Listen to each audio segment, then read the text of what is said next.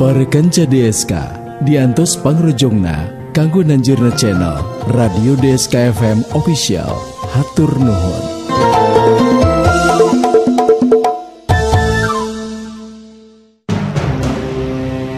Sirawing nitis, sirawing nitis.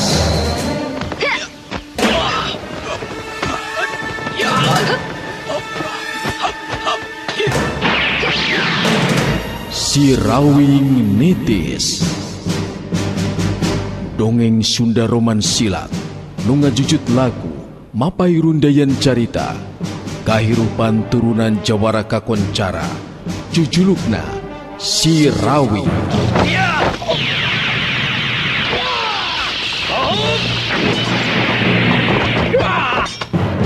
Kiwari Sirawing nitis.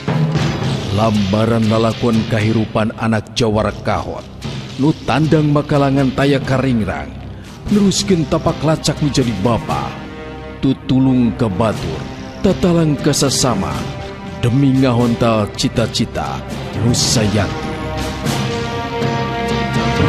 Sirawing nitis.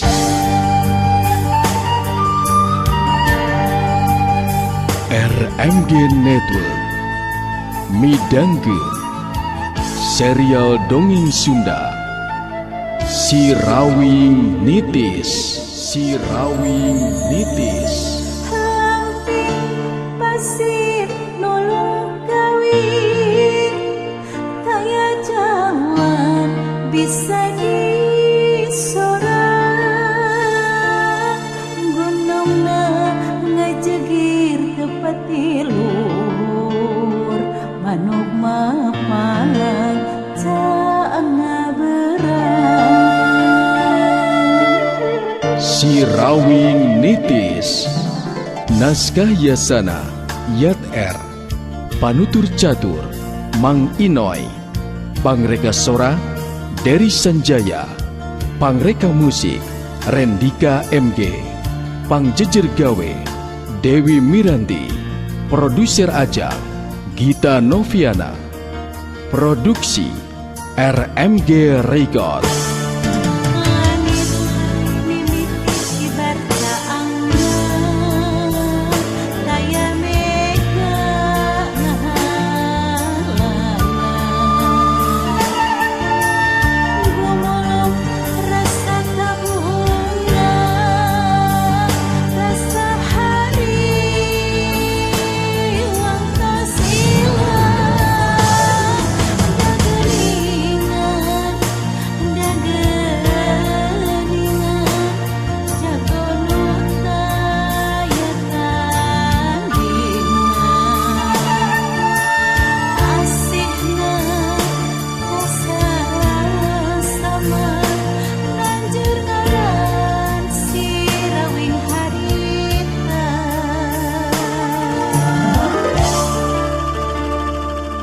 Para kanca sadaya nyanggakeun Sirawing nitis.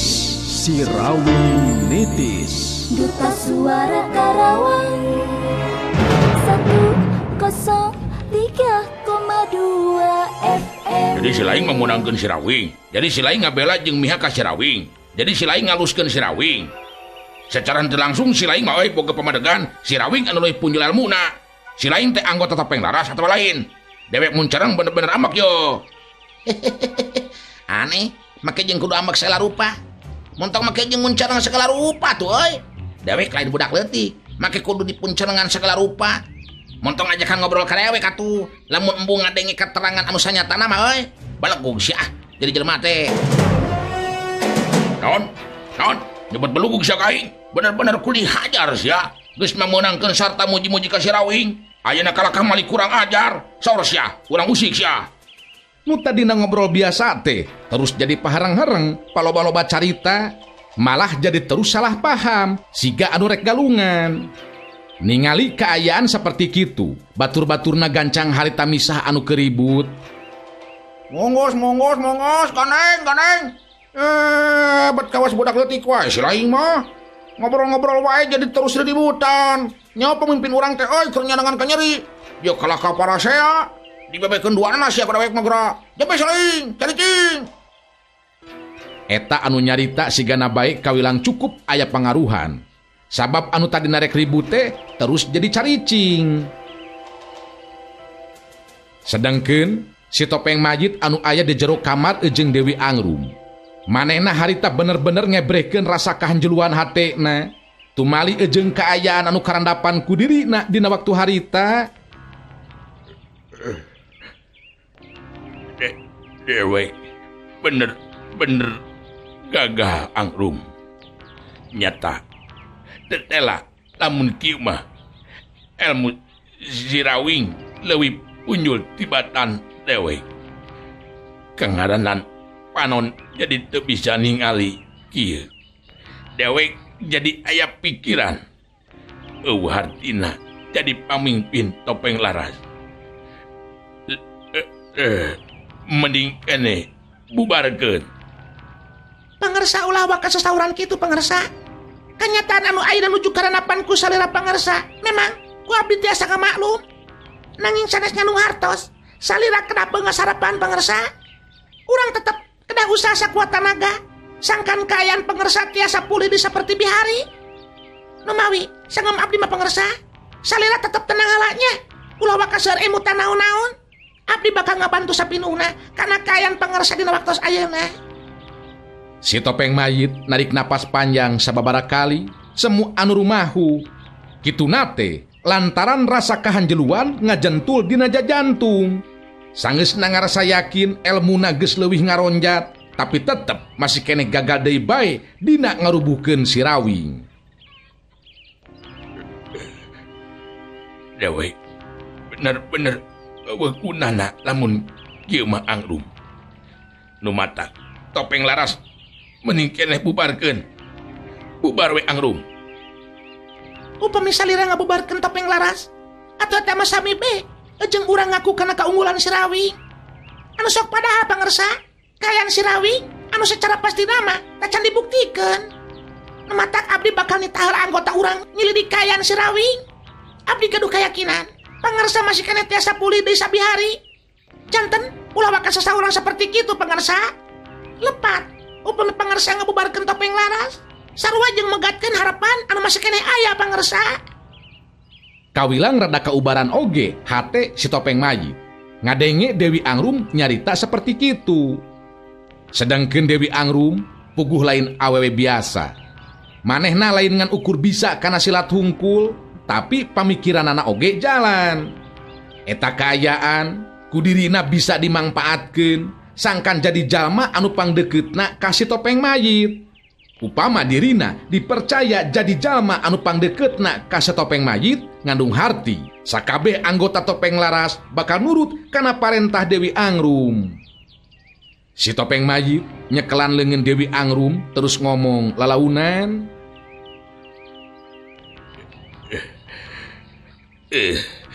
caritaan Angrum aya benerna oge. Dewek ayeuna masih keneh dibere singhapan, hartina acan pae. Ngandung harti masih keneh aya harapan.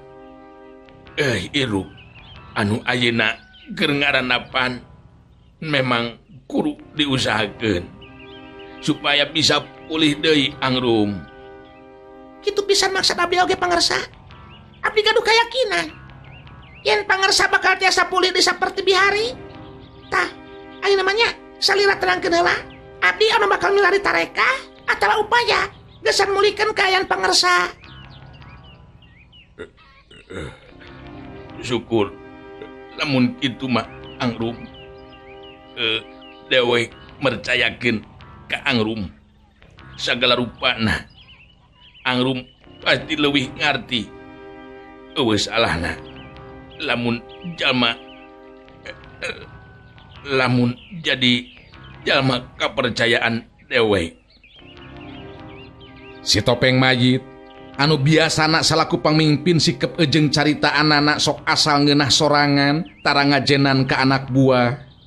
Tapi dina kaayaan keur saperti kitu mah manehna memang kudu bisa nangtukeun sikep Tetela Dewi Angrum anu bisa ngamangpaatkeun eta kaayaan. Duta Suara Karawang 103,2 FM. Urang tinggalkeun heula kaayaan setopeng mayit.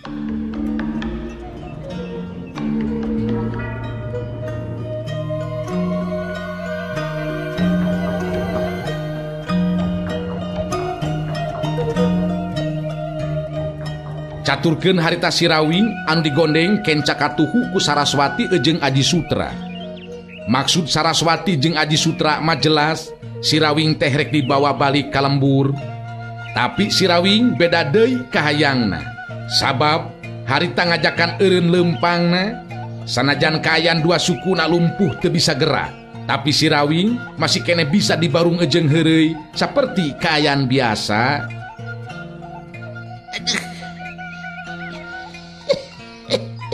Getek ya, nampal suku. Aduh, aneh. Jadi tuh bisa gerak. Akang rek nanya heula ye ka Saraswati. Ari urang ayeuna rek ka mana? Ieu teh rek ka mana? Mun nyawangsul we Kang, ka Pilemburan.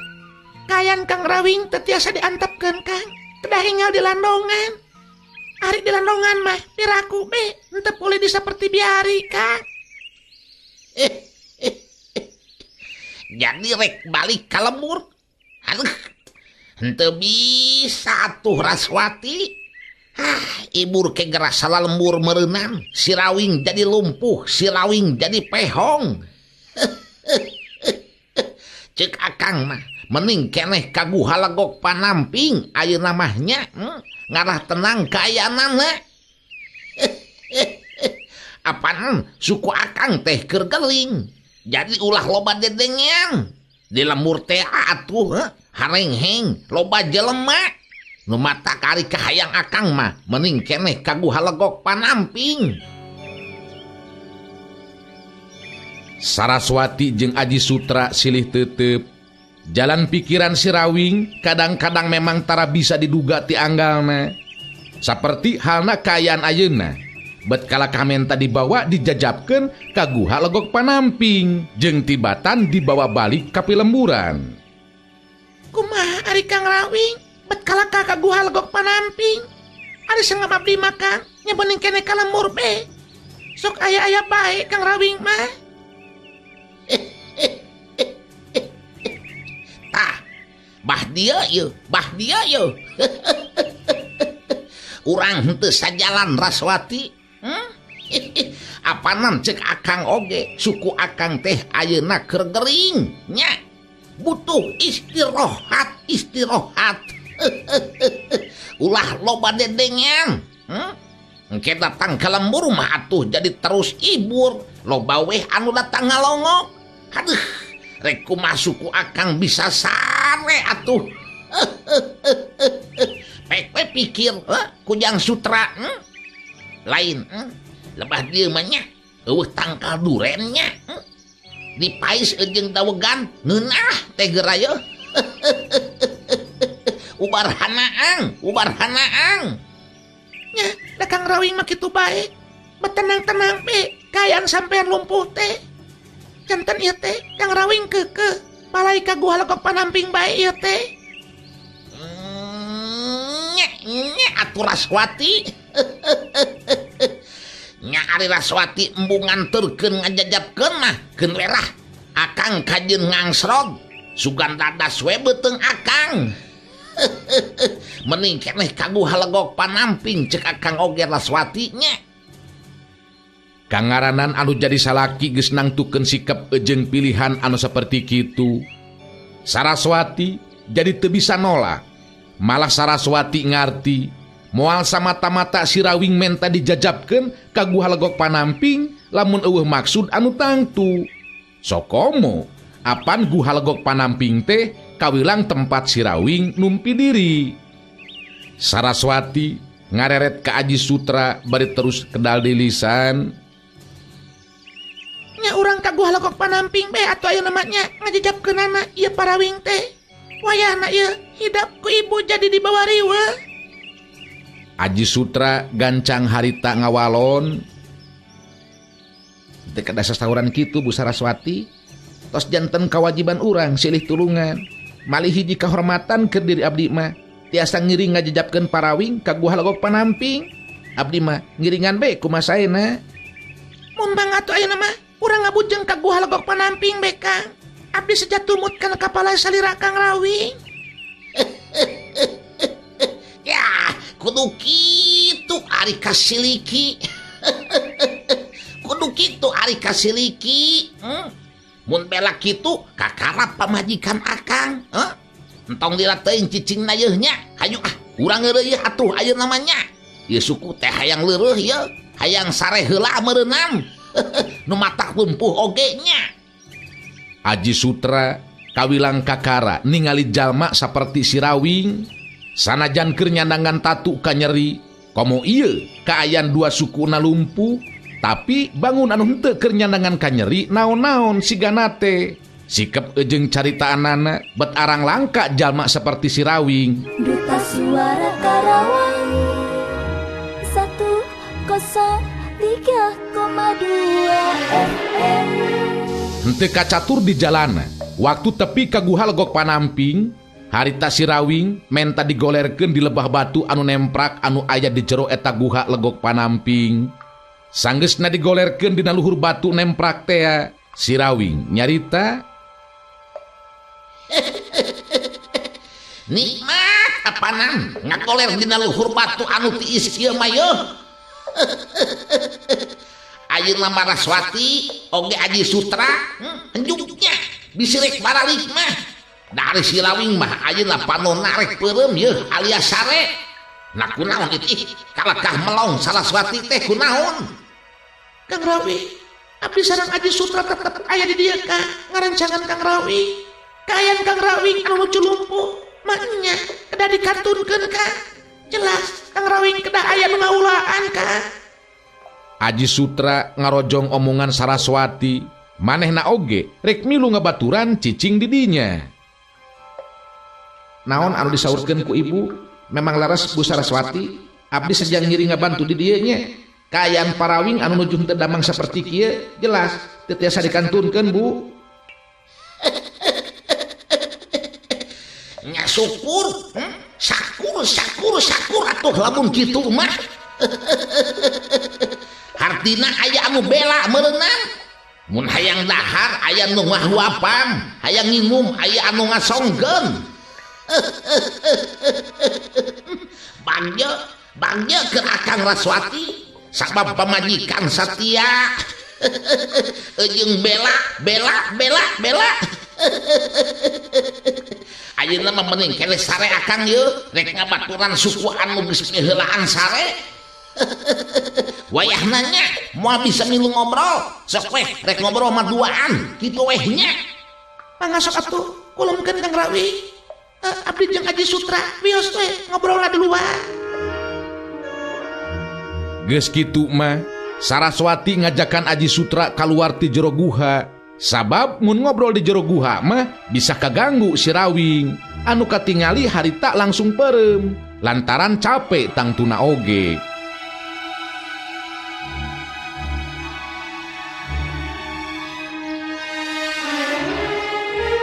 Sanggeusna aya di luareun guha, dariuk dina batu gede, Saraswati jeung Aji Sutra terus badami. Saraswati narik napas panjang, neuteup ka tempat anu anggang siga jauh paninengan, teu lila terus kedalisan. Cobaan teu lebay aya ka ibu mah ieu teh Den Aji. Kaayaan parawing ayeuna keur ibu mah jelas matak salempang kana hate. Kumaha upamana pikeun kalumpuh salilana henteu pulih deui jeung cager deui saperti bihari. Meureunnan ibu teh kudu boga salaki anu cacat salilana. Kawilang siksaan keur parawing oge. Aji Sutra ngarti ejeng ngamaklum kana kasalempangan Saraswati salaku anu jadi pamajikan. Ari sanggem abdi mah ulah waka alit manah Bu, ulah waka pengesarepan. Nya pokona mah kedah milarian upaya be ieu mah Bu, milarian tabib anu ahli kanggo ngalandongan parawing supados parawing damang disampeanana saperti bihari. datang tos kasih satu manah parawing upami kedah lumpuh salamina mah Bu. Nu mata, ibu jadi bingung ieu teh. Kasahanya minta tulung. Di mananya aya tabib ahli anu mampu ngubaran parawing salaki ibu. Nya, dari teu nyaho di mana-mana nama atuh. Reka mana nyusulna? Teu kedah waka bingung Bu. Di dieu masih keneh aya abdi anu ngabantu ka kulawarga parawing. Komo ayeuna mah anu nuju nyandangan teu damang teh parawingna pisan. Wajib hukumna ke diri abdi Bu. Upamina teh mah milarian tabib ahli demi damangna deui parawing. Janten Bu Saraswati menye ulah wakalit manah Bu. Saraswati neuteup ka Aji Sutra ku teutepan anu ngandung rasa panuhun. Tetela kaayaan Aji Sutra ayeuna bener-bener geus robah sagala-galana. Bukti rek babalik pikir teh henteu ngan ukur sakadar caritaan hungkul. Ngatur nuhun kana kasalkian dan Aci anu saja ngabantos ka kulawarga ibu. Mung ieu be dan Aci jadi kacana kliweuh ku kulawarga ibu anu ayeuna bet kalakan nyandangan cocoba anu saperti kieu geuningan. Teu kedah sasahuran kitu Bu. Naon anu dilakukeun ku diri abdi masih keneh kirang upami dibandingkeun sareng nebus dosa abdi ka kulawargi ibu anu meh bae nyilakakeun kulawargi parawing sadayana. Ku ayana abdi ayeuna diangkat jadi kulawarga parawing oge. Tos kabagjaan anu taya hingga napikeun diri abdi mah Bu. Aji Sutra negerakeun kaayaan eusi hatena anu memang geus boga tekad hayang diaku jadi kulawargana si Rawing. Saraswati jadi inget deui ka Ayu Manganti, terus ka Jaka Sinangling anu inditna oge tanpa pamit ukur amanat ka Aji Sutra. Tetela masih keneh tacan aya laratan deui. Runtuyan kejadian anu memang berat pikeun Saraswati dina narimakeunana. Sabab mangrupa cocoba ejeng ujian pikeun kasabaran ejeng katabahan hatena. Ibu kurang-kurang nama bisa pengasarepan nyorang ieu kahirupan teh dan Aji. Kaayaan parawing anu jadi salaki lumpuh nempra di jero guha. Atuh anu jadi anak jeung minantu bet ngampleng deui taya bejana. Oke, duka kumaha nasibna bet berat ieu cocoba teh. Aji Sutra neuteup ka Saraswati, manehna bisa ngarasakeun kana bang baluhna Saraswati dina waktu harita. Memang urang kedah sabar Bu. Mung buga be atuh boh Ceu Ayu kitu deui Kang Angling. Sanaos teu acan aya wartosna, namung duanana tetep aya dina kaayaan salamet. Da piraku engke dina waktosna henteu tiasa riung mungpulung deui mah. Anu penting mah Bu, ibu kedah tetep tabah ulah waka peungeus harepan Bu. Aji Sutra nyobaan ngebabaraha hate Saraswati sangkan tetep tabah dina narima cobaan anu tumiba ka kulawargana.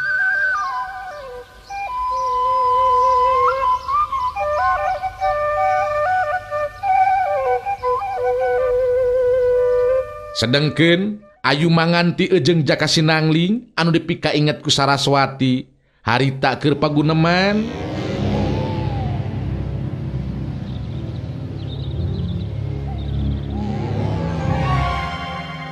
Ayu Manganti keur ngebrehkeun rasa kakagetna ka Jaka Sinangling anu jadi salaki. Sabab geus 2 poe jabang bayi dina kandunganana motah pisan beda ti sasari. Kang Angling, kunaon atuh si Utun teh nya? Tos 2 dinten sareng ayeuna ieu bet mota-mota teuing. Beda ti sasari Kang, benten ti biasana. Malah tadi wengi mah abdi make ngimpi segala rupi Kang. Ulah ngubarting lamunan cek Akang oge Ayu. Akhirna malah jadi kaimpikeun. Nah ngimpi naon kitu Ayu teh? Tadi wengi abdi ngimpi bet ningali kaayaan Amarawi anu nempra siga nu kulem Kang. Nanging kaayaanna teh repot pisan Kang. Nah moal kitu Amarawing teh nuju teu damang. Teras motana si Utun anu dina kandungan anu benten ti sasari teh mangrupa kila-kila ke diri abdi. Jaka Sinangling ngahulang sakedeung siga anu keur mikir ngeunaan kaayaan si Rawing anu jadi bapakna. Waktu Jaka Sinangling indit can nyaho kumaha nasibna sarta aya di mana. Anu jelas waktu diteang ka guah logok panamping mah tetela suwung. Ari cek Akang mah ulah dipapantes Ayu. Urang masih yakin Amarawing henteu kunanaon. Atuh ngeunaan si Utun anu motah da biasana geus deukeut waktu nak ngalahirkeun mah cenah memang sok kitu mindeng motah. Nanging benten karaosna ku abdi Kang. malihan impian tadi wengi mah bet asa dikieuna estu leres-leres asa nyata Kang. Numawi hate sareng pikiran abdi janten teu tenang Kang. Ari cek akang mah ayu ulah reka pengaruhan ku impian ayu. Sabab saur sepuh teh mah ngimpi teh kembangna sare. Ngan lamun memeh urang sare sok ngumbar lamunan, tah engkena teh sok terus kai impikeun. Kitu tah ayu. Ayu manganti narik napas panjang. Sanajan jaka sinangling salakina nyobaan ngabebera tapi hate leutikna henteu bisa dipaling. Sirawing bet kokolebatan bae kapi beungeut ku ayu manganti. Ningali ayu manganti ngahulang bari tungkul, jaka sinangling terus nyarita deui. Ayu, urang ulah waka mikiran anu sejen. Lain akang teu ngajenan kana naon anu dilisankeun ku ayu. Tapi anu penting dina waktu ayeuna ayu, kaayaan urang anu ayeuna aya dina cengkerman si Dewanista. Piraku urang rek nyerah kana nasib. Ayeuna cicing di dieu ngan ukur nganti lahirna jabang bayi anu akhirna bakal jadi milikna si Dewanista. Iya, anu jadi pamikiran keur diri akang mah ayu. Nanging bade kumaha deui atuh urang mikirna Kang. Margi geuningan tos sababaraha kali oge urang nyopian ngaloloskeun diri. Henteu weuleh we gagal Kang. Tetep lingdu kadia deui urang teh anjogna. Nu matak abdi mah tos teh aya harapan deui Kang. Gesan lolos tiap petempatan. Ari cek akang mah ulah waka peungeus harapan ayu. Salila urang masih keneh aya seunghapa napas ngandung harti. Urang masih keneh boga harapan jeung kasempetan ayu. Kitu ari sikep sarta pamadegan akang mah. Urang tetep kudu neangan cara jeung akal ayu sangkan bisa leupas tina cangkerman Dewanista anu bakal nibankeun kasangsaraan saumur-umur ka urang duaan. Sabab urang jadi indung bapa anu rela jeung tega mikeun anakna jadi korban jalma anu bener-bener nista tindakanana ayu. Ayu manganti narik napas panjang sababaraha kali bangun anu hayang ngalepaskeun bang baluh dina jero hatena. Terus ngomong deui lalaunan. Eta pisan anu teu boleh jadi pikiran abdi teh Kang. Bet aya paripaos sagalak-galakna macan tarang gadahar anakna. Ari urang salaku manusia, salaku indung jeung bapa betega mikeun anakna dipergasa. Ngebayangkeun kadinya abdi asa bet teu gaduh deui harapan pikeun neruskeun lumakuna ieu kahirupan Kang. Memang ayu, mun urang mikir heureut ku sateuk-teuk mah pasti kana kituna. Sabab urang dina waktu ayeuna rumasa acan bisa atawa mampu ngelepaskeun diri tina cangkerman jalma saperti si Dewanista anu elmuna nyata luar biasa. Ngan hanjaka si Dewanista elmuna bet disalahgunakeun, malah ayeuna urang anu jadi korban. Duta Suara Karawang 103,2. Ayu manganti jeung jaka sinangling anu keur paguneman jadi ngarenjak kaget sabab teu kanyahoan ti mana datangna. Harita Dewanista geus aya di dinya, malah terus nyarita bari ngabagikeun paneteupna ka ayu manganti jeung jaka sinangling.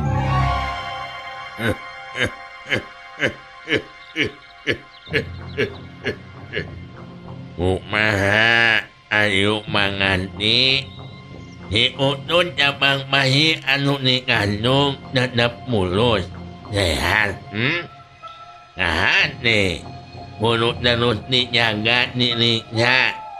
Ingatkeun eta cabang bayi anu nikandung teh milik si Dewanista. Nah, bening eneh gitu jadi salaki jeung pamajikan mah ngalobrol we nya jeung nyobaan kabur kaloloskeun diri. Ukur bupah jeung ngahamut-hamut waktu teu buku nya. Mula nanang ieu hayang ngalongok ningali kandungan maneh ayu manganti. Ayu manganti jeung jaka sinanglingan ukur ningali kalebah Dewanista. Maranehna duaan, sanajan hate mah bener-bener nyeri jeung nafsu ngadenge caritaan Dewanista. Tapi maranehna duaan kudu bisa ngadalikeun diri. Sabab upama nembongkeun sikep atawa ngaluarkeun caritaan anu bisa ngahudang amarah Dewanista, geus bisa dipastikeun bahaya bakal tumiba ka diri maranehna duaan.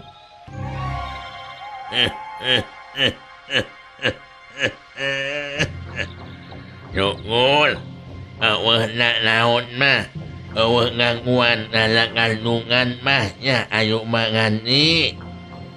Barang jeung lumaku na wanu. Nalajan pada jeung ngesa, nami moal karasa geraknya ku ani kaduaan. Nyaho-nyaho ne si jamang bayi lahir, ni make ubar nya kukula. Mangga ani kaduaan, bemas ini ninggalkeun ieu panempatan. Ayu manganti netep kasih Dewanista terus maksakeun maneh cumarita. Kuring memang rumasa aya dina cengkerman anjeun tur teu mampu ngabebaskeun diri Dewanista. Tapi kuring masih tetep teu ngarti naku naon bet kudu anak kuring anu aya dina jero kandungan anu kudu jadi korban. Padahal kuring jeung anu jadi salaki teu boga dosa jeung kesalahan naon-naon ka diri anjeun. Iya anu teu kaharti ku diri kuring nepikeun ka ayeuna. Naon dosa kuring Dewanista?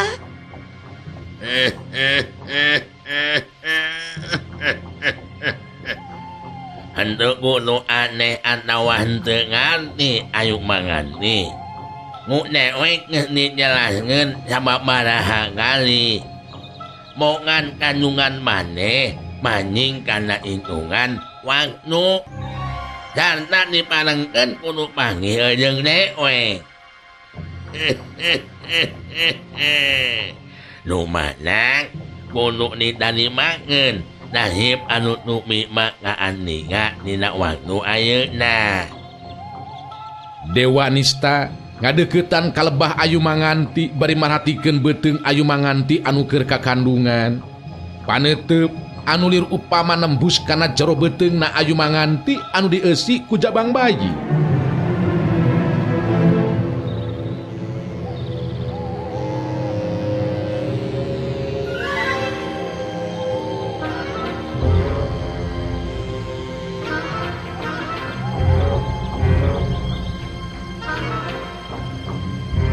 Sedengkeun dina balik kerimbunan tatangkalan aya jirim anu keur merhatikeun kaayaan di lebadinya.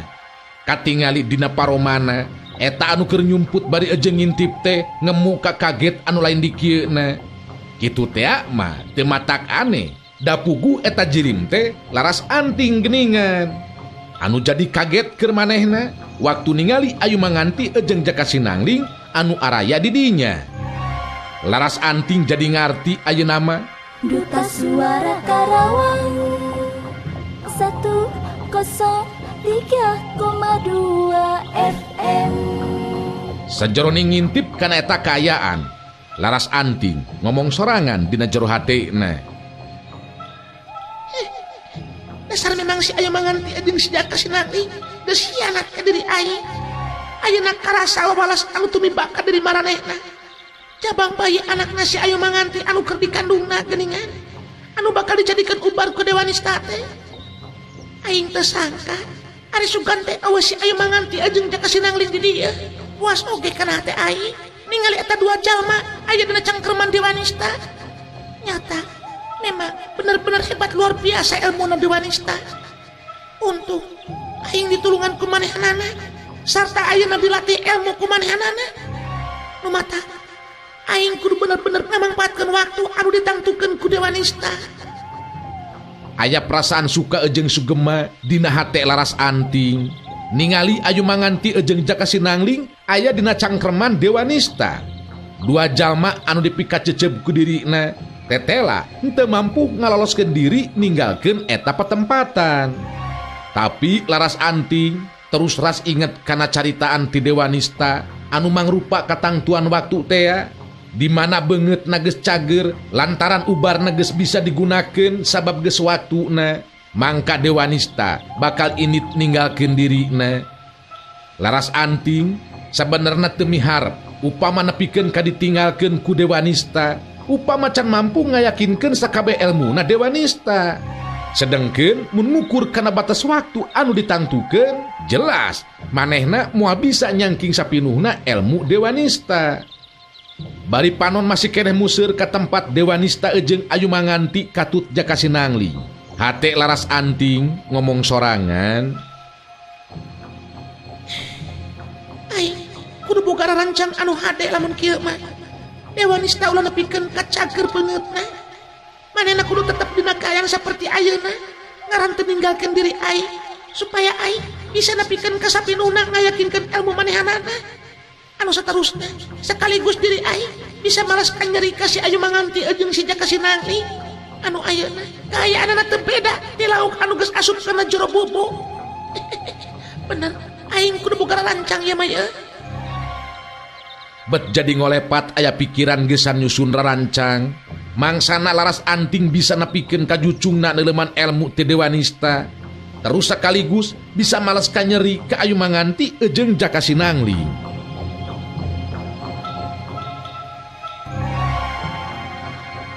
Sanggeus nanyaho kana eta kaayaan mah, harita sacara dedemitan. Dina lengkah suku anu ati-ati pisan teu nimbulkeun sora, laras anting indit ninggalkeun eta petempatan. Kangaranan lila-lila aya di dinya bakal bahaya upama katangkep ku kaseuketan panca indrana Dewa Nista. Sedengkeun Dewa Nista ngabagikeun paneteupna ka Ayu Manganti jeung Jaka Sinangling, teu lila terus nyarita deui.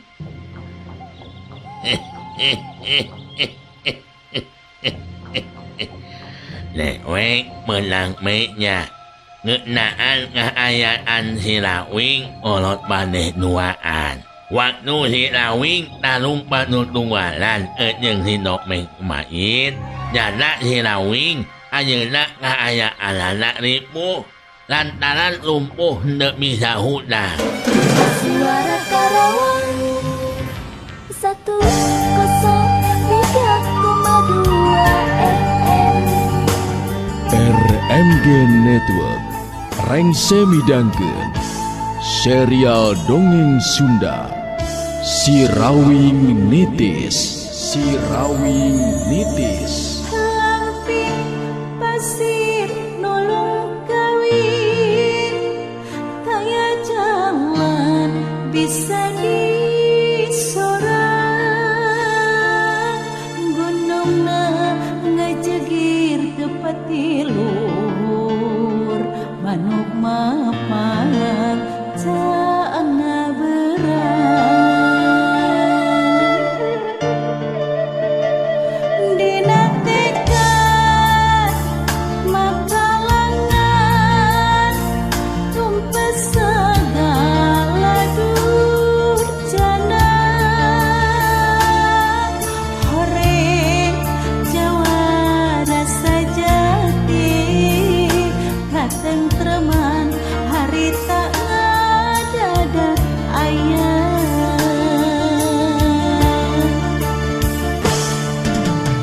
Si Rawing Nitis.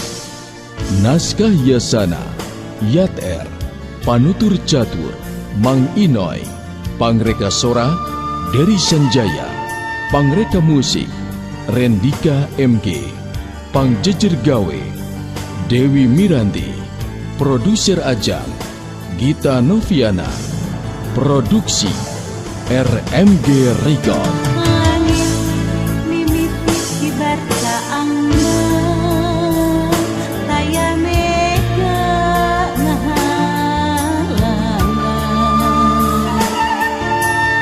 Gumulung rasa kabunga, rasa hari wangtas ilang. Dageningan jago nu taya tandingan. Asihna rasa sama, nanjur ngaran si Rawing harita.